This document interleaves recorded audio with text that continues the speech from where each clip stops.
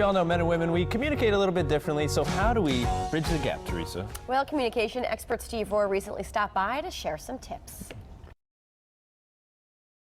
All right, welcome back, Steve. We've had you here before, and we were talking about how men and women kind of communicate differently. They do, right? Absolutely. Men and women do communicate differently, and it does matter.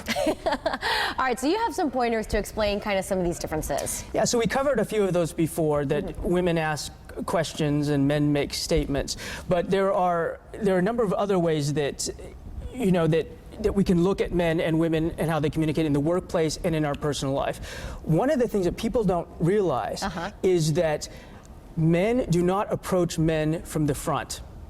If you ever see men approach each other, they're going to approach from an angle or the side. Not head on. I see not what you're head saying on because here. it's too confrontational. But a woman will approach a man from the front because she feels like that's the way you approach somebody, which really truly is, but the man will see that as confrontational. And if a man does not approach her from the front, she sees that as possibly trying to avoid something. Got it. And God, no one wants to avoid anything. Nobody wants to avoid anything. That's right. right. So why he can't remember the anniversary? There's legit reasons to this. Yes, there's actually a reason. If your guy cannot remember an anniversary, it's because when a man is in love, they start having visions.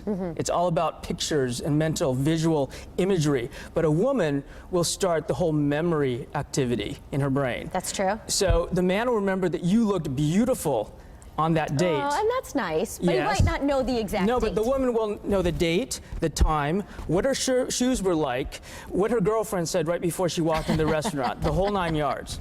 It's true. It's Women true. remember every detail. They remember everything. So don't get mad at your spouse or boyfriend if they forget. Just try to have some understanding. Fair. And, you know, studies have shown, a Harvard medical study actually showed that if a man tries to show that he cares, if there's some sort of activity in his brain saying, well, you know, I actually care about your emotions, that's good enough for a woman.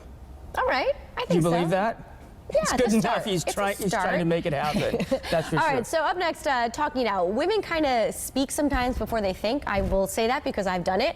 However, men, once they are ready to talk about it, they've processed it a little more, right? It's very interesting, and you're absolutely right, because by the time a man opens his mouth, he's already processed the entire conversation in his head. He's already made the decision.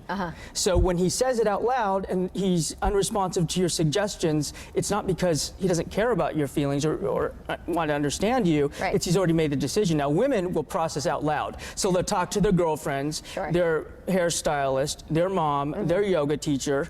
The man is wondering... Anyone who will listen, Anybody who will listen, because she's trying to figure out what to do. Now, the man will automatically think, oh, well, she can't make a decision.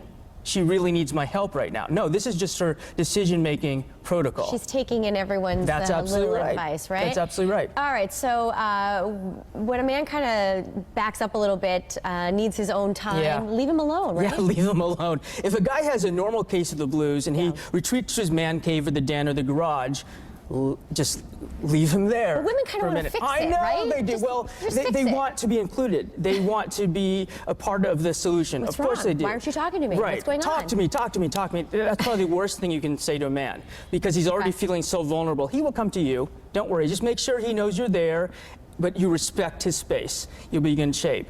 And a woman, if she has a problem or situation, you got to listen to her, guys. You got to listen to her. You have to stop what you're doing. You got to stop what you're doing, and you have to look at her, and you have to nod that you understand, and you just have to listen, because men want to fix everything. They're like firefighters. So if there's a situation that needs fixing, they would just hose everything down.